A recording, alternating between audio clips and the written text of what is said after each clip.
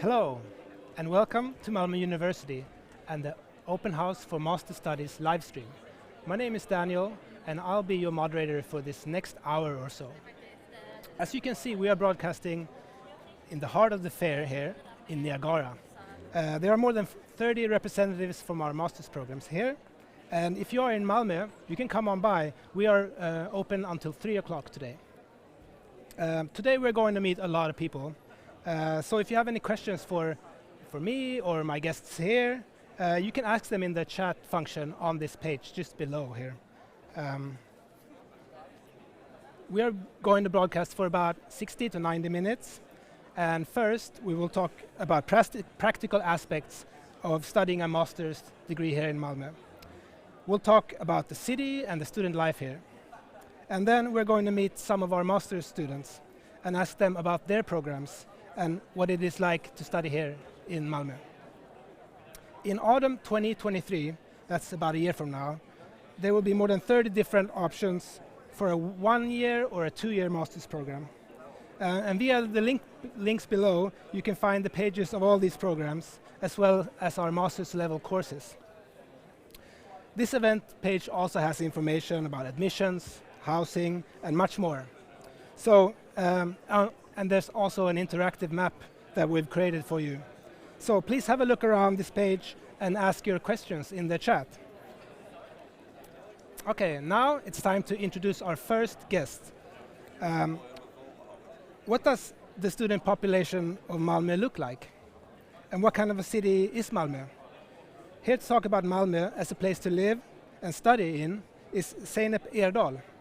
She is the student city coordinator for the city of Malmö and Malmö University.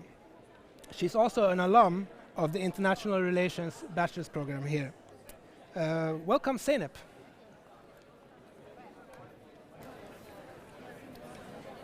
Hi. Hi. Thank you for being here. So, how would you describe Malmö to someone who's never been here? Oh, I think I could describe Malmö in so many different ways, but I would like to start with emphasizing that it's a very vibrant city. We have a very young population, and we have 186 nationalities living here. Okay. So it's incredibly diverse, but it's also urban. We offer a lot of green space, so we have a lot of beautiful parks, and we offer the sea, since we are a coastal city. Okay. So I think it's quite a good mix of everything, I would like to say. And that's also kind of imprinted into the social life that students have when they come here. Yeah. You are working to strengthen students' political influence and to promote their interest in local politics. Yes. So what does this work involve? Yeah, this was actually an initiative that was promoted by the student unions. So in 2019, when I conducted my field research, they wanted to and emphasized that they needed a forum where they could meet politicians, local politicians, to discuss student affairs. So we launched, and this was very well received by the local politicians, so we could launch our first event in September 2020. And ever since, we have arranged regular meetups, usually one per semester, where we bring together student representatives, politicians and officials to discuss different student affairs and matters that are important to them. Quite a successful recipe, I would say, and we're very proud and very happy that this came through. What's an example of an issue that comes up? It could be anything from campus development. One time we talked about, during the pandemic, student mental health was quite a big issue that we discussed. We had career transitions. How can we get students into the labor market? What are the challenges that we see? And what are the improvements that we could actually make by collaborating together? Well, it sounds like very important work. Yeah. So Malmö is located in the Öresund region, which includes not just the Danish capital of Copenhagen, but it is also home to about 4 million people, so quite a big region then, population-wise. What do we need to know about this region? I mean, there are a lot of things, but one is that it's a region that is growing incredibly fast. It has one of the strongest economies in the Nordics. It's quite urban and metropolitan, since we are two cities that are connected and interlinked by this bridge, which is also named Öresund Bridge.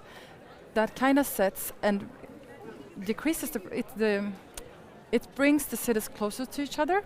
So we don't really feel that we only live in Malmö. We also feel that we are part of a greater region. And I think that also kind of sets the identity here. And in terms of talent attraction, we have around more than 10 universities on both sides of the strait, of the Eriksson Strait, which is then also increasing the students that are living here. So in terms of talent attraction, it's a very strong region, which is also then in turn make a lot of companies actually relocate to this region. So we see quite a good growth when it comes to headquarters being located here, but also a lot of international talent that is seeking to move here. Yeah. And I think that dynamic atmosphere kind of sets the identity of the whole region. And it should also be mentioned that public transport, including to Denmark, is really good here. So you can get, you can jump on the train right next to the university, and you'll be in Denmark in what, 20 minutes? Basically 20 minutes, and I think that's also it's very important to mention that, because a lot of people consider that it's going to take a bit longer time to actually travel, and that we're going to feel disconnected. But we have a lot of people that already live on one side of the strait and then work or travel to the other side of the strait on a daily basis. Yeah. So I think that's quite important to have in mind, that we're not so far away, we're incredibly close. Right. So what do international students need to know about Malmö, in your opinion? In my opinion, I would say Malmö is an incredibly diverse city, but it's incredibly dynamic as well. I would say that there are so many things happening in the city, both official events but also unofficial events. So if you come to the city, make sure that you explore everything that it has to offer, because we believe that Malmö has something to offer to everyone, and that everyone can find something and a context where they will be able to feel home. Right. So I think I would just say, come and explore. That would be my main takeaway. That sounds good. Okay, well, thank you very much, Zeynep. Thank you. All right, moving on. One thing that is on the top of mind for many students is, of course, housing. You want to live comfortably, but also want a place that is affordable and centrally located. And Malmö is a growing city, which means that finding housing can be a bit tricky. But I have to add that all our students find housing. It just takes a bit of planning ahead. And here to tell us all about student housing is Therese Löfgren. She is a housing advisor for Malmö University. That means she's coordinating university housing. Hi, hi Therese. Hey. Okay. How's it going? Oh. Sorry. Whoops. Yeah. All right. So let me start by asking you, how does Malmö University help international students to find housing? Well, I think it kind of depends on what type of student it is. Because Malmö University, as a state university, have a possibility to sublet housing to those students who come here and pay a tuition fee. Yeah. So for those, we send out specific information about what we call university housing, which those students are able to apply for. And the rest of the student body who apply for master studies, they have to look for housing on their own. And this applies to European students and Swedish students. Yeah. And for them, I would say that there is a number of student houses all scattered all over Malmö. And some of them you apply to the property owner directly, and others go through the municipal housing agency called Boplats Syd. Okay. All right. And what kind of housing is available for students coming here? And I wonder if we can bring up the map. Yes. Can we bring up the map? The map would be a good idea. So we have it here. Yes. So I would say that the majority of student housing on the open market in Malmö are individual studio apartments. They usually come unfurnished, with the exception of university housing, which is the housing provided by Malmö University. And as I said before, they're scattered all over city. So Malmö University has a campus, and the main campus is where we are today. Yeah. Yes, close to the central station, in the area close to the West Harbour. And you can see that in the map, that the top left part, it says yes. a big M. That's yes. the main campus. But Malmö University has a city campus, but we do not have the traditional campus that you might expect if you have studied at universities abroad. Well, abroad for us, perhaps in your home country or another other country. So we don't have on-campus housing. So that is very typical in Sweden, to have off-campus housing. Yeah. But there are a few properties in the West Harbour, and then there is a large concentration in an area called Värnhem, and then there's a large student house called Malmö Student House as well. Yeah, and as I said, it's mostly individual student apartments. Yeah. And this type of accommodation is typical for Sweden, you said? Yes. Okay. Yes, I would say so. I mean, there are a few, the housing provided by Malmö University, it's the more classical, a resident hall where you have your room and you have shared facilities like kitchen and common space. But that is not all that common in Sweden, and especially not in Malmö. Okay. Yeah. We'll see in a bit an example of housing. We're going to show a little film. But first I have a couple more questions. What are the costs involved in the student housing, and how much does it vary? Well, I would say that the average cost is between 5 up to 7,500 Swedish krona per month, and then it varies what it actually what you get for the rent. Yeah. So that varies a bit. Some property owners, they have electricity included, others it's not included. Internet is regularly not included, but it varies a bit. So I think that when you start looking for housing, it's a good idea to kind of read the small print so you know what you get and what you will have to pay extra. Yeah. So that's always a good idea. Okay. And apart from the housing that you administer, what other options are there for finding housing? Well, if I were an international student, I would start by signing up at the municipal housing agency, which is called Boplats Syd. So www.boplatssyd.se. So you need to register there, and you need to do it as absolutely soon as possible, because once you have registered and you have paid the fee, then you start collecting points and you get like a credit. You get 1 credit per day, and when it's time for you to actively look for housing, you kind of compete with the other people looking for housing with your credits. Yeah. The more credits, the higher the chance of you being able to secure an offer. Yeah. With that said, this year is actually a little bit, well, actually next year is actually a little bit special in Malmö, because we have a new student housing provider who's opening up in beginning of summer 2023. Okay. And that company is called Basecamp. And they have a large property in the West Harbour, so it's really close to university. It's an international company, so they offer housing in a bit of a different setting than compared to the rest of the housing market in Malmö. So it's furnished apartments,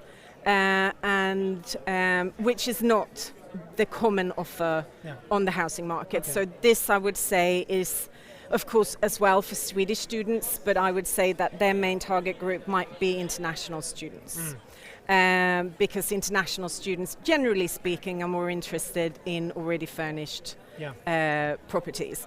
And I think the building will be around 600 apartments. So normally, I would say that there is around 300 to 350 available students' apartments for the autumn semester. Malmö University in total, I think, accepts about 5,000 students. Not all of them, of course, are looking for housing, because some of them live quite close to Malmö University, and for them it might be, you know, interesting to stay on where they are living currently, but it still is a lot, I mean, thousands of students competing for those 300-400 apartments. But this year we have an addition of about 600 apartments. So this year, I'm not saying that it's going to be easy, because it's not going to be easy. You know, if you want to find somewhere to stay in Malmö, you need to work for it. You need to start in time, you need to apply, you need to focus, and, you know, check your email and check the available offers. But this year, well, for autumn, it will actually be a little bit easier than it normally is. And if you're interested in Basecamp, you can go into their website, and I think they have a possibility, I mean, they haven't opened yet, but you can still go into their website. It's basecampstudent.com, if I'm not mistaken, and you can go in there and you can just fill in your email address and they will contact you with more information. So that and Boplats Syd are my best tips. Okay. And at the bottom of this page, we've added a link to university housing resource page for students. And via that page, people can find you, right? If they have questions? Yes. And I would also like to add that when international students get their acceptance letter in, I think, May-ish, then the international office will do webinars with information about student housing as well, how to look for housing. Besides that, the housing office, that is we also arrange a series of webinars throughout summer, so I think we will have one per month with in-depth information on how to look for housing. Good. So, I mean, listen to those, participate, ask questions, and I'm sure that you will find housing. Great. Yeah. Thank you very much, Therese. Yeah, thank you. And as I said, we're now going to show a short film presentation about university housing. Will you roll the film? Malmö University, one of Sweden's most vibrant universities, offers a wide range of student accommodations through university housing. The international environment here at the university housing is, I think, one of the things that are the most valuable, because you get in contact with so many cultures, literally all around the world. Cultures which are like really fun, interesting. You get to know different views of the world, different perspectives, different languages a little bit, different cuisines. Living in our dorms makes it very easy to access the university and surrounding areas. You can walk, ride a bike, or take the bus. The university accommodation is a really well placed in Malmö and is really near to basically everything. Malmö is a cycling city, so it's been really convenient to have a bicycle. The university's housing advisors and the resident assistants are always there to make your experience world-class. They have this role of resident assistant. Resident assistants are people that are working within the student housing, and they try to build that sense of community and social interaction within tenants that actually like furthers the experience of their living in this accommodation. Get ready to enjoy our dynamic and inclusive living environments, experience everything that Malmö has to offer, and still be on time for your classes. University Housing, your home away from home.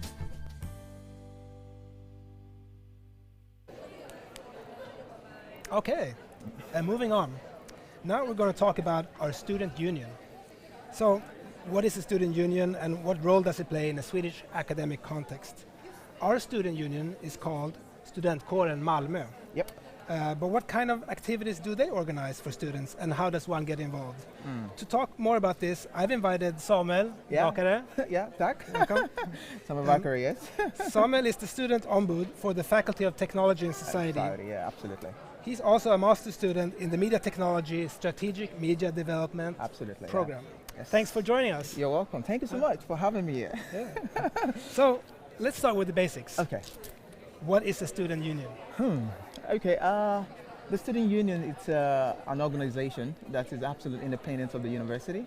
However, it's a critical stakeholder when it comes to university issues. Yeah. So the student union is for students and run by students, basically. And what we do basically is to ensure that we protect the interests of students in various issues. You know, for example, we deal with issues of rights-based issue of what are the rights students have, how can they be protected, who are the stakeholders in this situation, and how can we interact with the stakeholders to ensure that there's equality representation for students, and also the voices of students are heard in different levels of the university. So that's what we do basically in a nutshell. And then we focus mainly on individual student-based issue. For example, maybe issue of discrimination, harassment, inequality, poor grading system. We deal with all those issues. Okay. And so when a student have an issue, then we are the first point of call. So we are the one that actually try to ensure that everything within the university concerning the students are well protected, basically. All right. Yeah. Well, I was going to ask you what you guys do, but you gave me a pretty exhaustive answer. We do a lot of things. I just try to summarize. If you want me to have more exhaustive response, I will do that for you. Well, where is the student union located? The student union office, we are located just beside Manguera.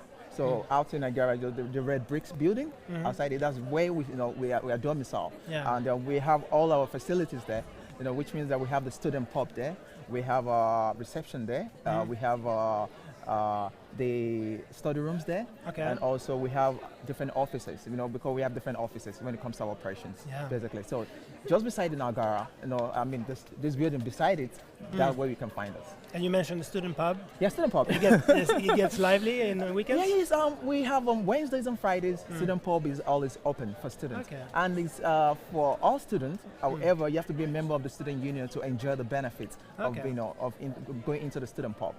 For example, if you're a member, we have different events that will be coming up, and also scheduled for the whole year. So from the beginning of this academic session, we schedule a lot of events for students, just to ensure that students have a memorable time, as a student of Malmö University. For example, I can say that, on Saturday we'll be having something called Halloween party, and it's going to be, costume-based party, and it's going to be fun. A lot of students, international, national students are always, welcome. Cool. So we have been having that. Out of many events that we offer, that is the most recent that we'll be doing. Yeah. And you mentioned membership. I'm assuming there's a kind of fee. Yes. Now, let me go back a little. Yeah. For you to be helped by the Malmö University Studentkåren, you don't need to be a member. Maybe you have issue with your studies or stuff. We can always help you. Yeah. You don't need to be a member of the Malmö Studentkåren to actually get help. However, for you to enjoy the benefits that comes with it, like going to the student pub and going to our study rooms, maybe you want to take fika, because we offer fika Tuesday to Friday for all students. So you need to be a member.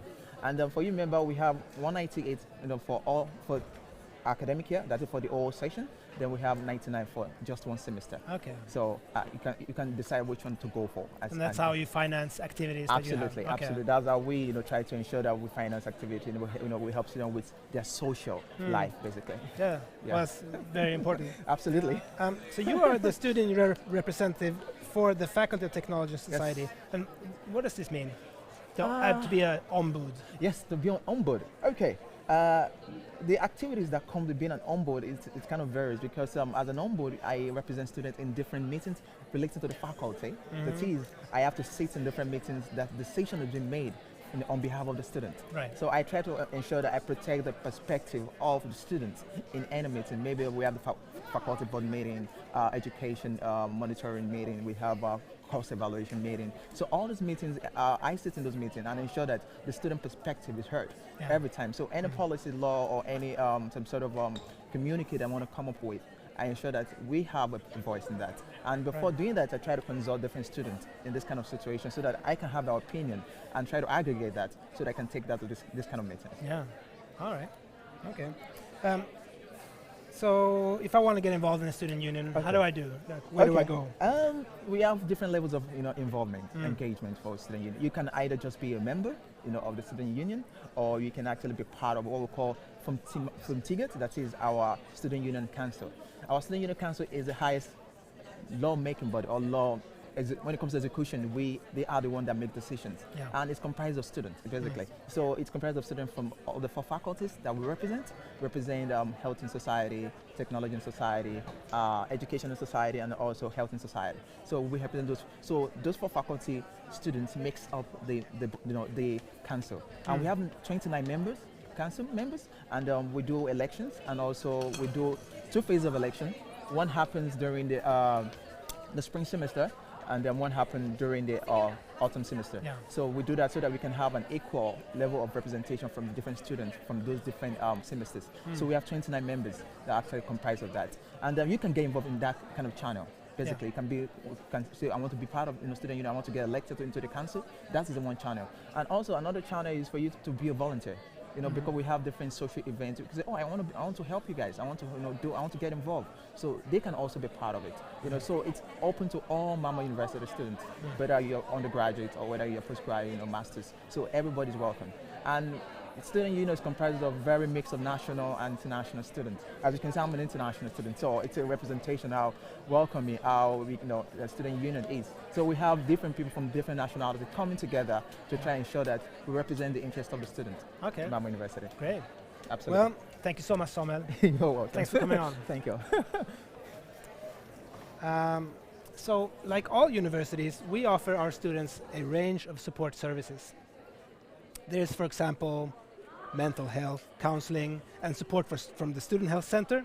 There are different forms of pedagogical support for people studying with a disability, and then there's study guidance services. We are now going to talk to Sirkka Jarlvik. She works as a study and careers advisor, and she's going to tell us a bit more about how she works with master students. Welcome, Sirkka. Hi. Hey, so good to have you on here. Sorry. Hi. Hey.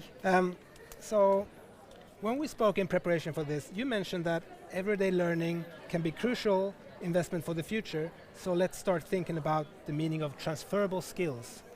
Do you want to elaborate on that, what you mean? Oh yeah, sure. Happy to. So let's say that you choose a topic for a thesis while you're doing your master's, or an assignment, and you realize that topic, that's really interesting. Pause and then use a little bit of reflection. Yeah. Because that could be a cue or a key to uncover a value, does it, or a value, or strengthen a value that you already have. Because when you have, or you are aware of your values, you can use that to try to understand what kind of organizations would I like to work within, or what kind of jobs. Right. So I'm fully aware that this doesn't apply to everyone, but especially maybe around our area or our part of the world, we have the liberty or the actually choice, or I would say maybe even the resources and places here that we can not just choose a job, but also choose a job that you enjoy. Okay. So if you enjoy your job, that also long term would help to just feel that you have your career and your well-being within your career. So that's why every day that you come across a certain situation, I would say, and it triggers something within you, a positive feeling, just pause, reflect, and add that to the bank. Right. So I'm not saying that, because I know doing your master's or studies or getting into it can take a lot of time and resources, but I get a little bit of shakes or uncomfortable when I hear that people put their career on hold. So I'm not saying that you maybe have to have that thinking all the time here in front of you, but have it with you. Maybe park it, have it always with you a little bit to see how you can learn different things. Okay. Yeah, so that's why I'm here with it. So you are a career advisor, studying career advisor. What do you do, and what do your colleagues do at the Career Guidance and Alumni Relations? Yeah, okay, cool question. And we are actually a very, very brand new team here at Malmö University. I started at Malmö University last year, but I went into full-time beginning this year. Okay. And then my colleague Niklas Rosenqvist started in May, and then we have Lena Sjöstrand starting in August. And we are just working on our strategy and visions, a goal as a career, as a career theme. And what we have landed, or what we really, our vision, is to increase students and doctorates self-awareness and self-confidence, and also self-leadership in terms of identifying and fulfill their career-related goals. So, and how we do this, if you start one of the masters here, or maybe I should say when, you start one of the masters here, you can log into our webpage and you find the different kind of approaches. We try to tailor our support to the individual needs. Because then you have all your luggage with you that comes from all your different experiences, and that makes, or that results in different people being at different stages when it comes to that self-awareness, self-confidence and self-leadership. Okay, so it's am I right when I say it's like you give advice on a one-on-one basis, and also maybe sometimes for groups or in a kind of a it could be webinar format? Yeah, exactly. So we have a little bit of a pipeline, because I usually say my metaphor, what I try to do is to help you. If you imagine here you have a toolbox, and I explain, here's a hammer, here's a saw, here's a screwdriver, and I try to explain how you can use a hammer, a saw, a screwdriver. But I'm not the one taking the hammer and going to build a house for you. Right. So depending on how many tools you know, then we kind of advise you, if you don't know any tools and you need the information, food for thought, maybe we recommend that you attend one of our presentations or workshops first, so that get to sink in the theory. And then when you try to apply the theory, then if you get stuck, you can contact us, and then we might have an individual session to talk about your specific questions that might not maybe be worth to have, or worth, I wouldn't say, but appropriate in a group if it's sensitive or if you don't want to share it. But since I'm working with peer support as well, which means that sharing information between peers that share first-hand same experiences. So for example, master students is a peer with not a master student. I really believe in the power in the group as well. Right. So it's very tailored on what we have as well. Yeah. And if you want to get in touch, and of course if you're already a student here at Malmö University, you can contact us at career@mau.se as well. And we should add that all the student services are free. Yeah, absolutely. Yeah, great. It's what To we add offer that, here. exactly. Okay, well, very good. Thank you so much for coming on. Yeah, thank you. All right. Now, let's talk about innovation and entrepreneurship. What kind of support does Malmö University offer to students who want to develop business ideas or become entrepreneurs? To give us an overview of how the university supports innovation and what this city is like for startups in general, I have invited Joa Falke. Joa is a business developer at MAU Innovation. Welcome, Joa. Hi. Hi. Hi. So let's start from the beginning. Sure. What is MAU Innovation? Malmö University Innovation Unit or Department or Office, whatever you want to call it, is both a service and a place. Okay. We boost students and researchers, employees at the university to be bold, to dare to explore ideas and pursue ventures. So we got the tools, we got the network, and we got the money to get them going. Okay, good. Here at the university there's also an organization called Drivhuset. I'm sure you're familiar with them. They offer networking opportunities and other kinds of support for developing a business idea. And then there's the innovation hub Storm, which is another kind of resource available to students. And in the city of Malmö there are several so-called startup hubs. Although this is perhaps something more relevant at a later stage of developing a business idea. So tell me, Joa, how does this all fit together? Yeah, that's a lot of players at the same time. We try to navigate in that area. And Drivhuset is a wonderfully accessible player, one of them. They're right here at the bottom floor of Niagara, actually. Here the students can meet, be empowered, meet other students and team up on an idea. Yeah. And when the students have worked on their idea for a while with the coaches at Drivhuset, they can come to us and we will take them to the next step. At Storm, that is more of a place, it's like a hub where students can meet and explore ideas in a really creative environment. And also at Storm they throw events and activities for students. For instance, like this November 9th, we have an event called Get Down to It, where we buy you breakfast, and then there's an inspirational talk by the TV personality Fredrik Önnevall, who will give an inspirational talk on how to listen to your inner voice and really make change. All right. Afterwards, the students can stay, and it's like a co-working area. Right. So if a student has an idea, how can this ecosystem be used? Well, the support system for students is all in sync. So whether you can reach out to any one of us. So if you reach out to Drivhuset, MAU Innovation, Storm, or anyone, depending on the need that you have, we will guide you to the right service. So do you think Malmö is a good city for startup entrepreneurs? Absolutely. Yeah? There's a reason why there are 8 companies started each day in Malmö. Yeah, each day. It might be the size of the city, you know, all accessible by bike everywhere. It might be that we have this fantastic entrepreneurial support system of which we are a part. Yeah. But it also could be that we've had quite a few number of successful entrepreneurs who really want to pay their success forward. Yeah. So I mean, there's a lot of reasons for that. I can mention so many, but if you really want to experience this, is really just one way to experience why Malmö is such a killer entrepreneurial city, and just trust in your gut and get that idea going, and we'll get your back. I get the feeling many of the startups here have a kind of, what they have in common is kind of this concept of sustainability. Would you agree with that, or is it kind of like a thread that goes through many of these business ideas? Yeah, we experience that in many of the ventures that we come across.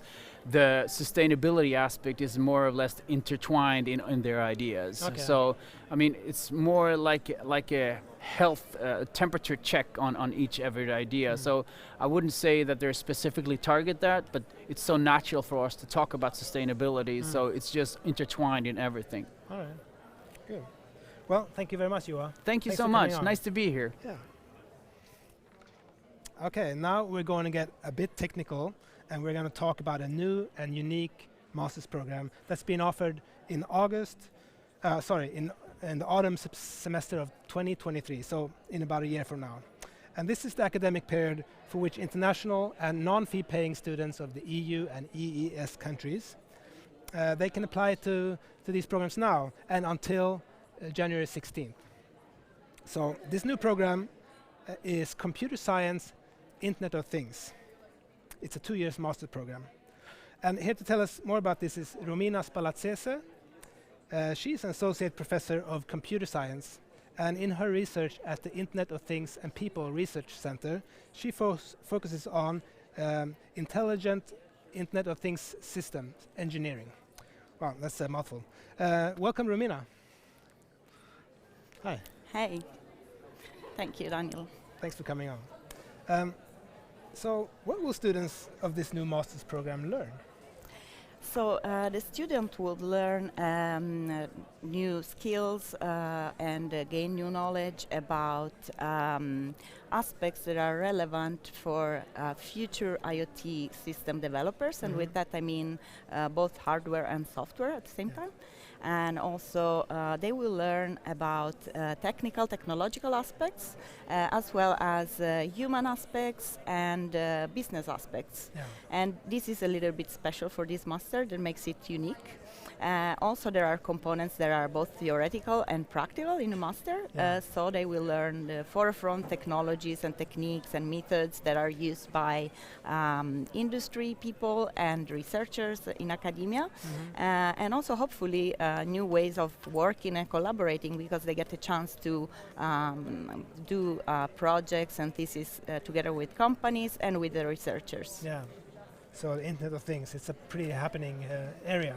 Yes. Yeah. Are there any specific aspects of the Internet of Things that the program focuses on?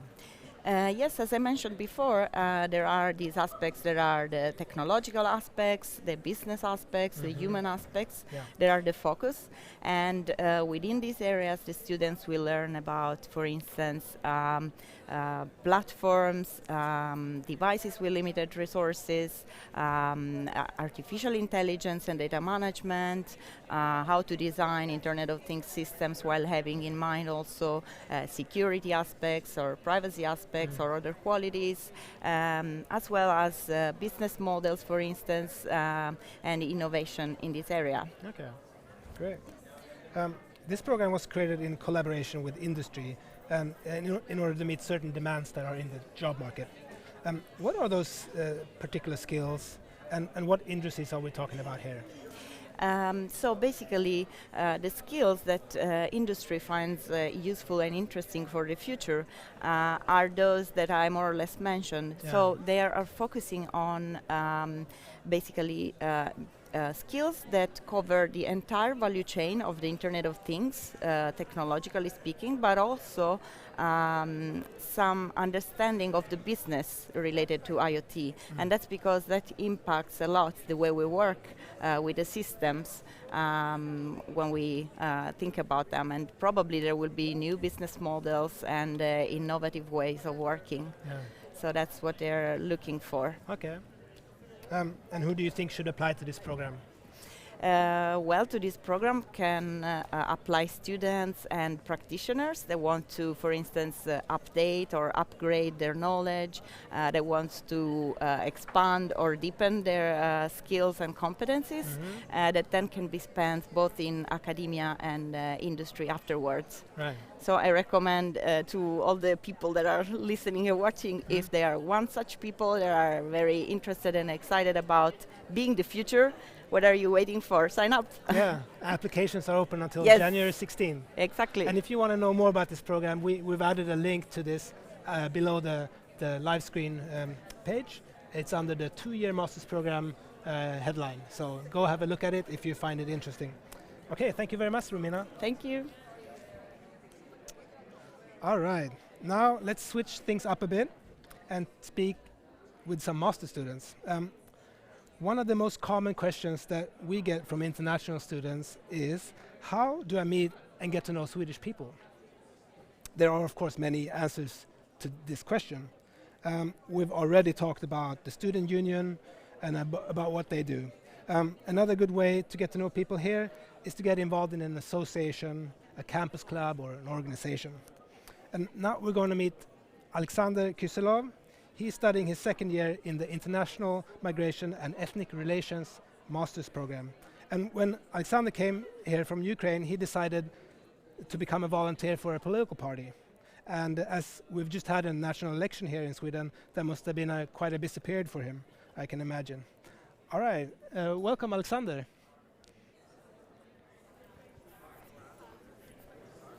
Hello, Hi. Daniel. How's it going? Yeah, that's all right. Working at the fair. Yeah. Can you tell me a little bit about yourself and why you decided to study here at Malmö University? Well, as you told, originally I come from Ukraine, but since then I lived in many different countries. I changed different jobs, so partially this personal perspective on migration. Also, I think it's a quite common thing for, I don't know, people who read books probably to romanticize migration a bit, because of all these super diverse port cities, adventures, travels, that's part of it, but also I guess it could be seen as a more pragmatic decision. My master thesis and my further employment, they were focused on forced displacement, which is one of the aspects of migration, and it was quite a logical decision to continue in this. And besides, I guess, like in the world, it is plagued with increasing inequality, and in light of the climate change, the migration is becoming like a fact, like an escapable reality. Yeah. And it makes sense to study it. Right. And switching up a bit now, why did you decide to volunteer for a political party, and what has that been like? Well, I haven't engaged politically in my country since I was a teenager. I was taking part in youth organizations, running for the elections, coordinating student protests. So yeah, I mean, even now I'm a part of a left-wing political movement in Ukraine. Okay. So it was quite natural for me to express this interest here. Yeah. I can say like at least several components. So first of all, yeah, I would like to observe how it is done here, maybe pick up some practices that we could implement in my country. Also, because we are like on the same ideological, let's say, level, it's like basically you contribute and you help the like organization that you have something in common, so you contribute to the common cause. And also it's a networking, because you can get to know people from abroad. And yeah, you can use this context in the future. In terms of how it has been, yeah, well, of course there is this idea that it's Sweden and Swedish politics, most of it is conducted in Swedish. But I can say that Swedish language is quite Google translatable if it comes to the campaign materials. Yeah. So you can understand what's going on, and Swedish people, they're able to speak English, so just ask questions. And most of the tasks that you do, they don't require any kind of language qualifications, so you hand out flyers, you put up posters, you make sandwiches, you hand out sandwiches, all this kind of things. And like mostly there are some people you didn't know before, so you ask them questions, you communicate, or even if it's you're on your own. Like during the election day, I was offering ballots to Swedish people. Yeah. And like you're even forbidden to like say any kind of political propaganda, but so like you don't need Swedish, I guess. But afterward, there's usually after work hours volunteers, and like during the election there is Valvaka, the like election monitoring, probably when you can also like hang out and meet new people. So at the start of this conversation, we talked about how do you get to know Swedish people. Do you think that this was a good way to get to know Swedish people? Obviously, because it's not some random Swedish people, it's like-minded Swedish people. You have something in common, and it's interesting for both parties to interact. So maybe friendships for life then? I guess probably like going through a couple of campaigns for sure, but I guess it takes some time. All right, let's see. So what other things do you do when you're not studying? I guess it quite changes. Like when you first come to Sweden, you don't know anything about the country, don't know people, so of course probably you have different perspectives and priorities. So you use any opportunity to socialize, going to meetings, going to pubs a lot, but like now I feel more relaxed, so maybe choosing something more sustainable. I do sports, I go to sauna quite often, those kind of things. But also in Malmö, even if you don't speak Swedish, like you can go to a theater plays, some of them are in English. Yeah. And find a lot of activities. Do you have some recommendations for incoming international students who want to find friends, a community, or some other form of social activity here? What's your recommendation? It depends where they live. If they live in international student housing, I think they probably won't have such a problem. But I mean, otherwise, just dare to look for. You're not alone in this city. There are thousands of international students. There are tens of thousands of international people living here and working. So they probably are in the same boat as you. So just go to Facebook, check the notice board in university or at your SFE school and connect. Like pursue your interests. Yes, basically, so you were doing something at home, so you probably were interested. And chances are there is someone doing the same here. Either Swedish people, or maybe if it's like really language specific, at least there will be international people who are in the same thing. Yeah, well, that's good advice. Thank you so much, Oleksandr. You're welcome. Okay, now we're going to meet Julia Karlsson. Julia is a master student of Media Technology, Strategic Media Development. Just a moment, we're doing live TV here, so have some technical pause. Yeah, like I mentioned, she's studying Media Technology in the 2-year master's program called Media Technology, Strategic Media Development. Hi, Julia, welcome. Hi, thanks for having me. You are currently in the 3rd semester of your master's program. Yes. Tell me about the program, what you are learning, and perhaps give some examples of cool projects that you've done so far. Right. I've just learned a lot, and it covers, because it's such an interdisciplinary project or program, we learn everything from design and prototyping to data analysis and visualization, so it really covers both the tech approach to media technology and the societal approach, because also that's where the faculty is, like the program is belonging to that faculty that covers both the technology and societal aspects of strategic media development. And what are you most proud of so far, like in terms of cool things you've done, maybe by yourself or in groups? I think that the projects have been really beneficial for us understanding like where we can take the step after the master's program. So we have had some good like guest lectures coming in or like some examples of societal problems or issues that we've had to solve by either prototyping it and from the early process and finding like a final product or solution to it.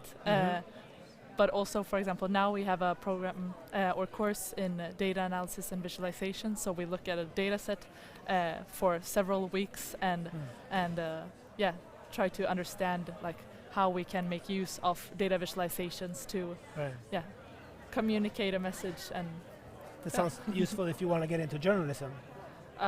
That's just one of many jobs that you can find actually. But what could the data set be? Like what could it tell? Like what data? It can be everything from sales to, for example, now we look at Twitter hashtags and mentions. So it's really depending on also like your interests and your backgrounds, or also what the teachers want us to look at. But yeah. So data visualization. Yeah. Is that one course of the program? Yeah, data analysis and visualization. Data analysis. Okay. What are some other courses that you've had so far that you enjoyed? Yeah. Design and prototyping. It has been one of the most like hands-on courses in our program, but also some more connected to theory and methods related to strategic media development. Okay.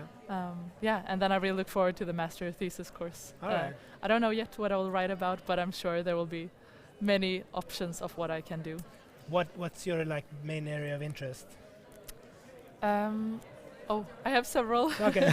I'm really into how to develop organizations and companies when it comes to like digital transformation or leadership, or I'm also working part-time within strategic media development or strategic external communication at a incubator at a science park. All right. So I could maybe combine my interest from there, writing something related to the innovation system, or how to digitalize parts of it.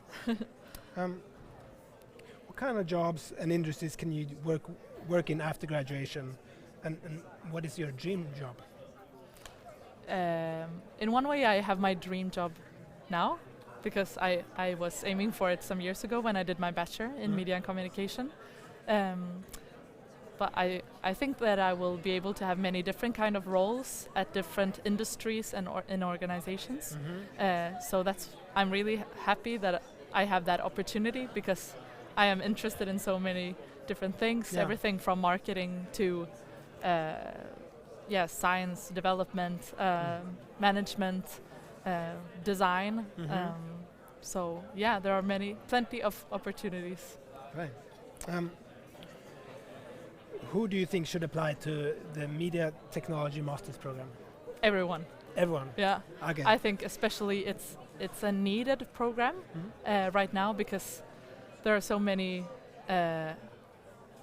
other programs that maybe don't cover this topic of how to look at media technologies and media infrastructures in society from both the technological aspect and societal aspect, because we look at how the society is doing and how people behave related to media technologies, and I think that's very important and interesting. You mentioned interdisciplinary. Yes. Yeah. Okay. Yeah. What do you think our viewers need to know about Malmö? Oh, I've just been living here for 2 months. Before I lived in Lund for 4 years. Okay, next door. Yeah, exactly. But now closer to the sea, closer to Copenhagen, and I just bike around, and everywhere I go there are musicians, there are cool people working with all different kinds of people. I really love that it's so blended and mixed. So you enjoyed here?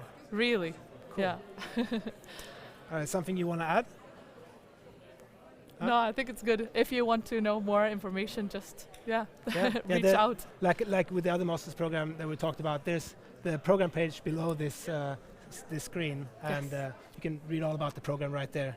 It's media technology, strategic media development. Yes. Thank you so much, Julia. Thank you. Thank you. All right.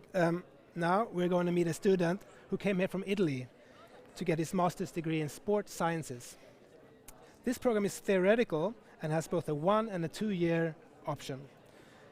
The program examines the role of sports in society and focuses on questions such as how do we understand the possibilities and challenges of sport as a platform for social change. So Luigi Cordasco, welcome. Hi Daniel. Hi. How are you? Pretty good. How are you? Good, thank you. All right. What made you decide to come here to Malmö and study sports sciences? Yes, sure. So thank you for having me, first of all. And I decided to move here for 2 reasons, basically. I had never lived in Scandinavia before, so I wanted to see how different it was. I come from Italy, and I wanted to see the difference between that. And also I had not found any other program like this one anywhere else in Europe.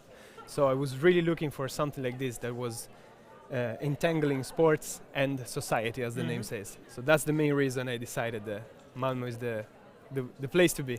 Cool. Yeah. And can you explain what do you learn in your program? Yeah, sure. So basically some of the courses we have are governance in sport, globalization, sport and health. We also have sport and sustainability. Basically, we have a comprehensive approach with anything that is society related from a sports perspective. So it's really interesting for whoever has maybe already a background in sport, more on hard sciences, so like physiotherapy, for instance, but also if you have, like me, a background in something else. I did international relations in my bachelor. Yeah. Where do graduates from your program go to work afterwards? And what are your plans after graduation? Sure. There's many options. You can work in professional clubs. For instance, like if you're in Malmö, you know, there's Rosengård or Malmö FF in football. Otherwise, you can work in an international organization. You can work in the International Olympic Committee, or even non-governmental, like there's foundations, I have one that I've been contacted, the Cruyff Foundation in Barcelona, for instance. And my personal dream would be to work, since I'm a Barcelona fan, FC Barcelona, I would love to work in a Barca Foundation. Yeah. They deliver a lot of programs with the children mostly through sport. Yeah. Well, that sounds right up your alley then. Yeah. Hopefully. Who do you think should apply to this program? I think anybody who has an interest in sport is suitable for this program. As I was telling you, we have a very big background. Some of us come from physiotherapy, others sport management. I come from international relations. For instance, I did the special application. So although you require 90 credits in sports sciences are required, you can also do it if you don't have it. I strongly recommend it though to whoever looks for a thriving international environment. We come from all over the place. Bangladesh, I'm from Italy. We have Switzerland, Germany, Finland. Just one Swedish was in our class. So even to improve the English and understand different perspective on sports from the whole world. It's so really you great program. mentioned special application. Yes. How does that work? For the special applications, basically, you don't, if like me, you do not have any credit whatsoever in sport-related subjects, but you can show proof that you've had sport in your personal development before. For instance, I've been a football coach. I wrote my thesis on, my bachelor thesis on sport for development and peace. So depending on your personal background also, not only the academia, I think that is something that is really great and valuable in this course. And then you submit that kind of personal letter with the application? Or yes, you just have a couple more documents to submit than the normal one. So a personal letter, I think you have like reference letters that you have to submit. So I did one from my thesis supervisor and from the president of the club where I was volunteering as a football coach. Yeah. And there's some other stuff that now I don't remember of, but it's in the website. It's, easy to retrieve. So what is your favorite thing about Malmö? Well, about Malmö, if we talk about sports, Malmö offers everything. There's football, there's you can work in football, there's Malmö FF, there's Rosengård. But for instance, I've practiced Muay Thai the past year. Some of my friends do American football. There's swimming, there's other do bouldering. Malmö has a really 360 degrees approach. I'm also involved in a program, in a CSR program with the Malmö Redhawks, that are the one of the most important teams of hockey, ice hockey. And they do another research project with BK Olympic. So Malmö is a thriving environment for sports. And what really surprised me when I moved here is that sport is a very important part of society for everybody, not only for those who study sport. And I really like the work-life balance that Malmö and Sweden, I think, in general has, and the ease that people can access to sports, gyms. I really love that. Yeah. Cool. And so it sounds like you want to stay here, or you plan to go abroad after graduation? Well, after the graduation, I would probably like to stay one more year. I would like to improve my Swedish a little bit more and try to work with one of the organizations that I came into contact during my master's. Yeah. And then afterwards, as I was telling you before, Barcelona is the dream, but I would also like to explore a bit. And then it depends on whoever is gonna hire me, you know. But I'm open for the whole world. Hi. Yeah. Exciting. Yes, very much. Thanks to you, Luigi, and good luck. Thank you very much, Daniel. All right. Have a Take good care. one. Bye-bye. If you have been following Malmö University's Instagram account, the handle is @Malmö Student. Our next guest will already be a familiar face. Josefine Klintberg works for us as a student ambassador. We employ student ambassadors to represent the university in many different ways. Not just on social media, but also at events like this. Frankly, we couldn't do this without them. So we're very thankful for that. And Josefine is currently studying her first semester in the Interaction Design Master's program. She recently graduated from the Information Architecture Bachelor's program here, and she has been one of our student ambassadors for a long time now. I'd like to welcome Josefine. Hi. Cool. How's it going? Oh, it's fine. Good. You've been looking after our Instagram account for the last 2 weeks. Yes. And what have you been sharing on there, and what kind of questions have you been getting from followers of the account? Yeah, so I've been sharing a little bit about my life as a student here at Malmö University. About my program, Masters in Interaction Design. So that's basically what I've been doing this last week. And the type of questions that we get is, how is it to live in Malmö? What is Malmö kind of city? How do you apply to a master's program, for an example? How is your program? Can you tell us something about it? A lot of people, they want to know how many hours do you study per week? Do you have classes every day and stuff like that? What's the answer to the hours a week question? I would say you should treat it like a job. It's about 40 hours a week, basically. But it depends on how much you want to work in the weeks, I would say. But usually that's my reply to it. So a whole broad range of questions. Yeah. Yeah. Anything else? In questions? Yeah. Not that I can think about right now, but if you have any more questions, you're free to ask them on Malmö Student at Instagram. Yeah. Josefine will be handling the account for one more day, and then she turns it over to another of our master students, another one out of our student ambassadors. Yeah. And so, how has it been like in general to combine full-time studies with working for the university? I think that working with the university is a good way of staying in the context, because you're already at university and you don't have to put yourself in another context. So it's not only practical, that it's close to work, but it's also, okay, I'm a student here and I can share about my experience. For an example, today I had a study visit from a school with potential students.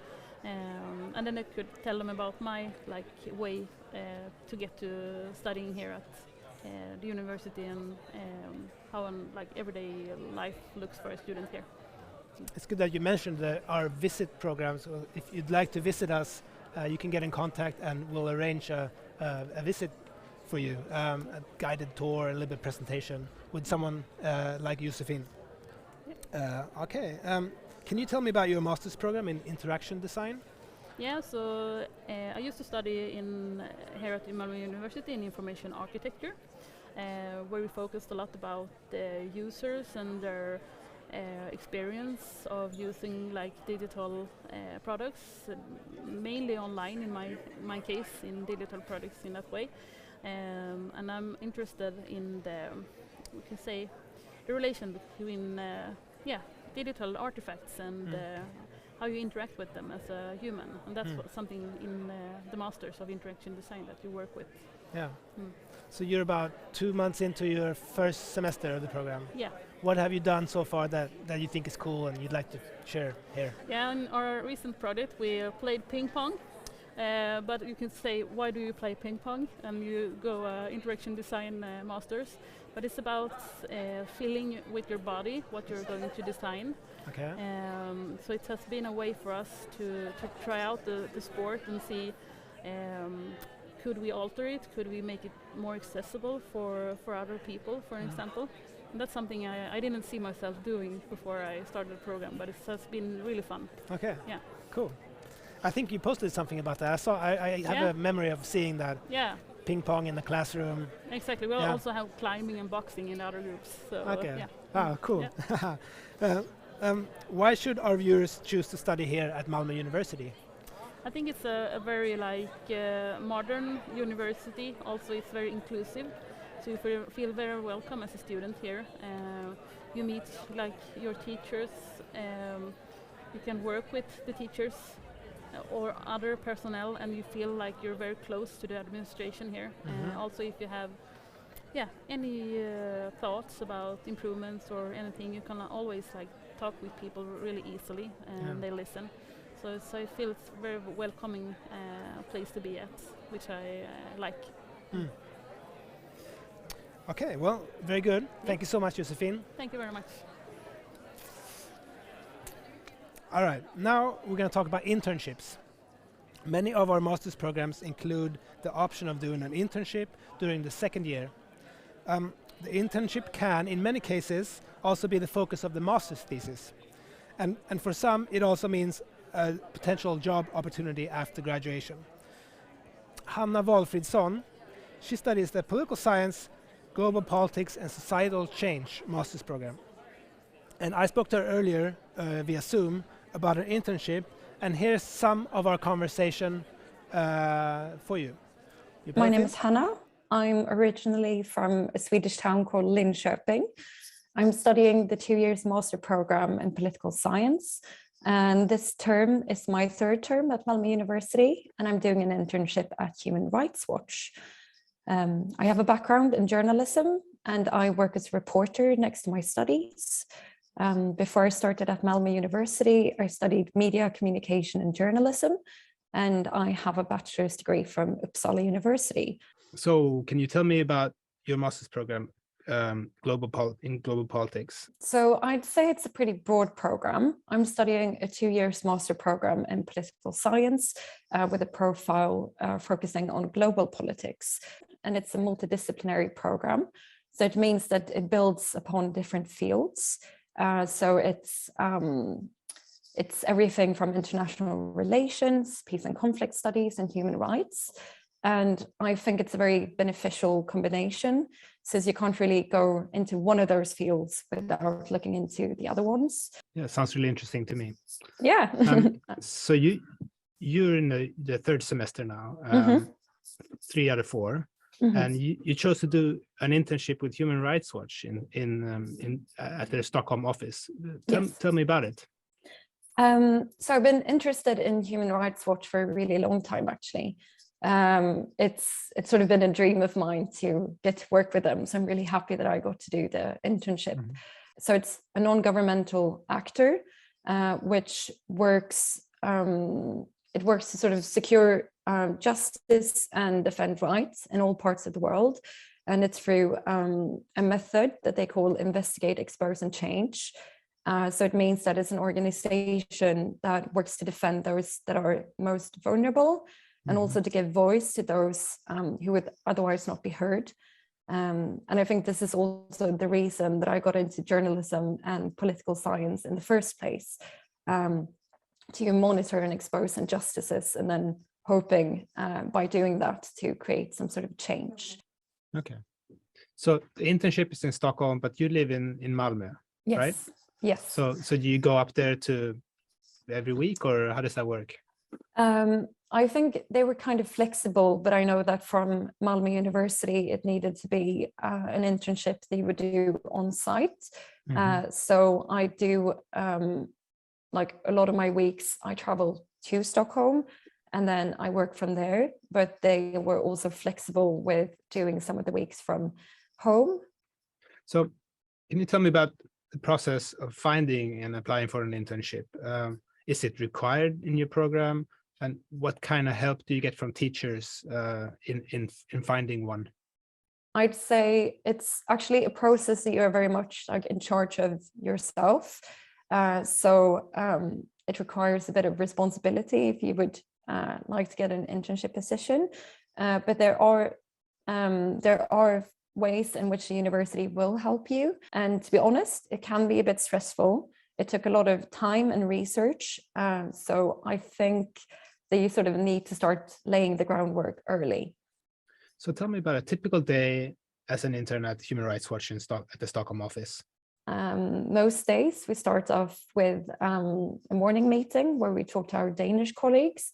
We work really closely to the Copenhagen team. I mainly work within the development and outreach team, which means that I work with communication and also a bit of fundraising. I also join my colleagues for a bit of the advocacy work, but I usually create a lot of material for outreach that we do on social media. I also translate a bit of applications for different foundations that we are hoping to get donations from so that we can continue with the work since we accept no state fundings. Mm-hmm. And I also do a bit of event planning and fundraising. I think that would sort of summarize the main bits. That was a good, exhaustive answer. Sounds like you do a lot. Yes, it's a big mix of things. Thank you so much. Thank you. Okay, thank you very much, Hanna. Like the population of Malmö, the students here at Malmö University come from all over the world. And since Malmö University was established in 1998, more than 56,000 people have graduated from here. And if you have taken a course or studied at one of our programs, you are considered an alum. Now we're going to meet two alumni from the Leadership and Sustainability Master's program. But before they come on, I've invited the university's alumni coordinator, Jenny Eriksson, to give us a brief overview of our alumni network, Alumni and Friends. Welcome, Jenny. Thank you, Daniel. Nice to be here. So tell me, what do you do as an alumni coordinator? Well, my job is to make sure that we can engage our alums with the school's activity. Mm-hmm. So making sure that we have events that they would enjoy, that they get hold of the latest research that we do here, but also that they feel a connection to the school and that this is a hub that they will always come back to again and again. Yeah. Why is it important for our students and alumni to join the Alumni and Friends network? Yeah. I like to say it's not what you know, but who you know. So obviously a network is important to have, and it starts as a student here at Malmö. So your closest network would be your classmates in this and your teachers, but then later on as you continue your life working, it will be your employers and your colleagues that will build your network. Mm-hmm. And a network is important so you can find new opportunities, both for yourself but also for others, or just to share knowledge and grow as a person. Mm. And what kind of events do you help organize? Oh, we do everything from reunions, so when students, former students come back, so our alumni, and they get to meet their teachers and so forth. But anything from small networking events, most of them tend to have some academic content, because obviously alums always want to learn new things and grow. Right. So some academic content tends to be involved in all our events. So it varies from small fikas or breakfast mingles to more conference types, reunion, bigger events. Okay. What's the best thing about working with alumni? the wealth and breadth of our alumni. Here at Malmö University we have alums from bioscience through to dentists, through to global political students. The wealth of alumni is amazing, what they do, and I have the privilege of getting to know alums, finding out what they do, how we can connect them with the university, what's important to them, and obviously it's this passion. For example, sustainability is huge here at Malmö University, and we have fantastic alums, everything from a climate activist through to actually managing day-to-day businesses with a more sustainability focus on. So you have the whole range, which is wonderful. Cool. So that's one of the best things with working with our alums, is getting to know people. And the name again of the alumni network is Alumni and Friends, and you can read more about it on the university webpage. Yes, and we have a lovely video that explains what the Alumni Network is. And of course, sign in, it's free to join, and we won't be bombarding you with emails, just 4 newsletters to inform you what happens at the university every year. And next year, we have a huge celebration year. We turn 5 years as a university, 25 as a higher education institute. So we have a lot to celebrate next year, and I'm hoping a lot of people will join us. Maybe coming back to Malmö, reconnecting with the faculty members, students, and so forth. Next year will be a big year for the university and our alumni. Absolutely. Can't wait. Okay, well, thanks a lot, Jenny, for coming on. Thank you. All right. So Malmö is a city where many entrepreneurially minded students come out to try innovative business ideas. And many of them are formed around the idea of sustainability, as we talked about. And now we're going to meet 2 students of the Leadership for Sustainability Master's Program. They're alumni, and they met at the program and collaborated in a class project, and that led them to become business partners. Vaishnavi Srinivasan and Jed Manguera are co-founders of a new startup called Cohabit. The company's tagline is circular business of pre-loved furniture for rent. I'm very keen to hear more about this business idea. So welcome Vaish and Jed. Hi.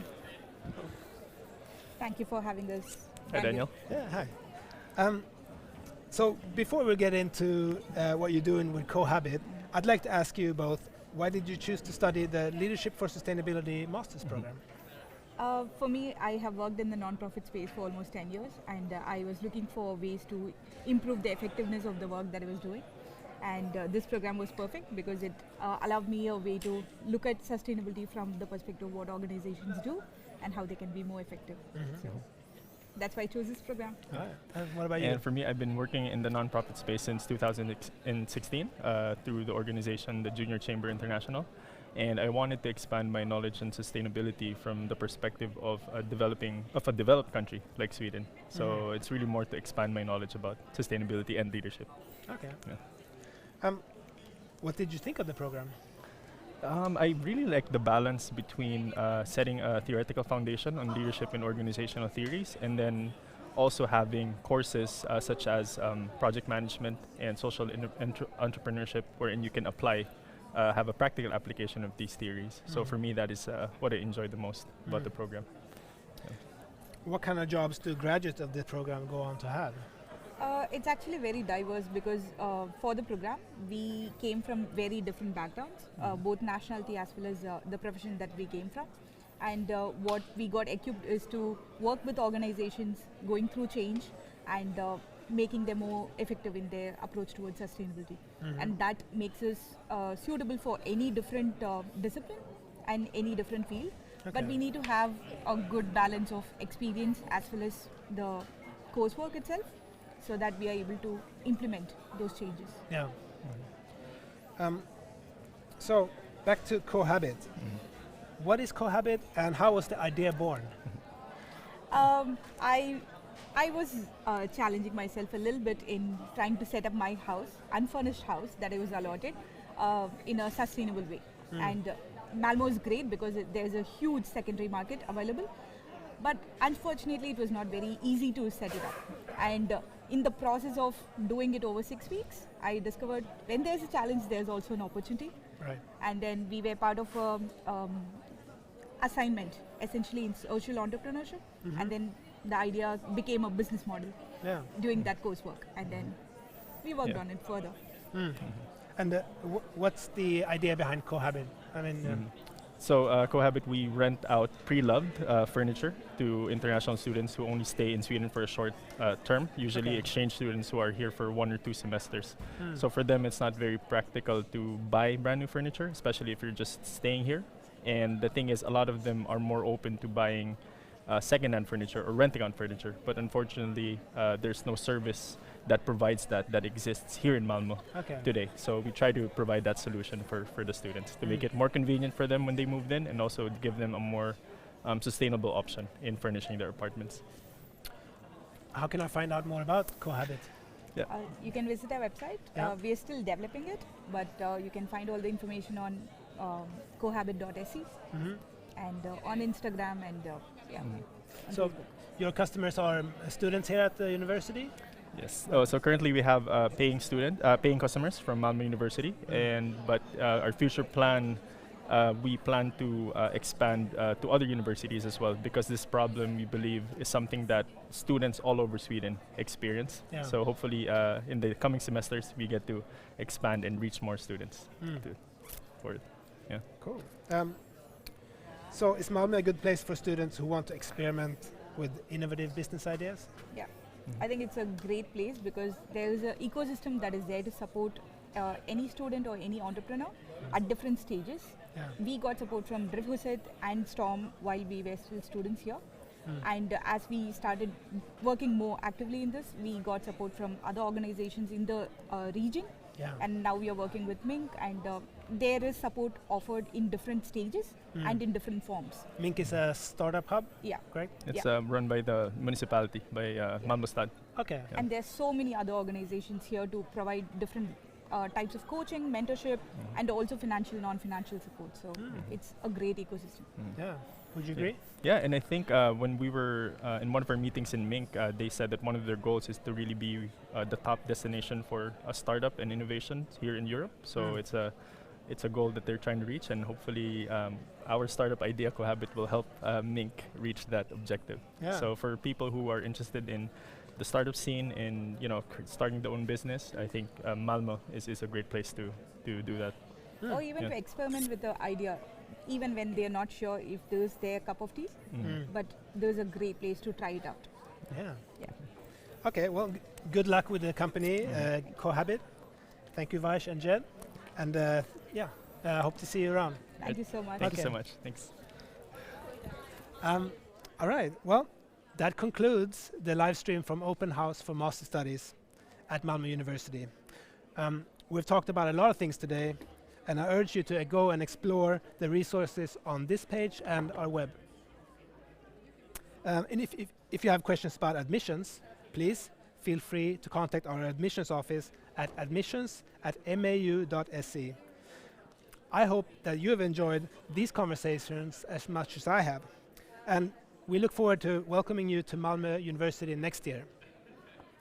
My name is Daniel. I'm checking out, and take care, everyone. Have a nice day.